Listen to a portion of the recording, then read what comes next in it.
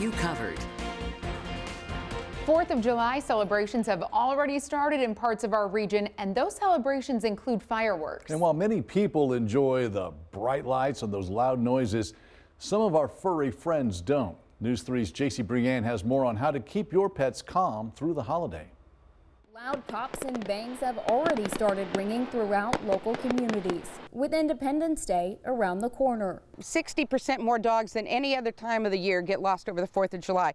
And they don't get lost, they run away. Diane Doherty, president of the board at St. Francis Care, says it's a tough time of year for dogs. Their hearing is twice as more sensitive as ours, so when we hear a loud noise, it is twice that loud for them. So they honestly freak out. Veterinarian and executive director Kay Crease says there are things you can do to help your pets through fireworks season. It's recommended that you put them into like an interior room, put on some music so they can kind of drown out the noise of the fireworks.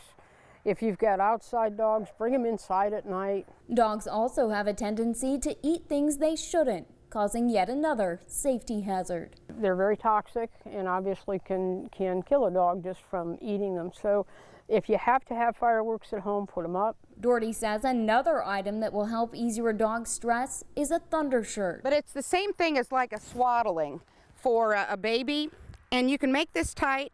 And it really does help. It helps calm them down. Last but not least, it's highly discouraged to take your dog to a fireworks celebration. In Murfreesboro, JC Brienne, News 3.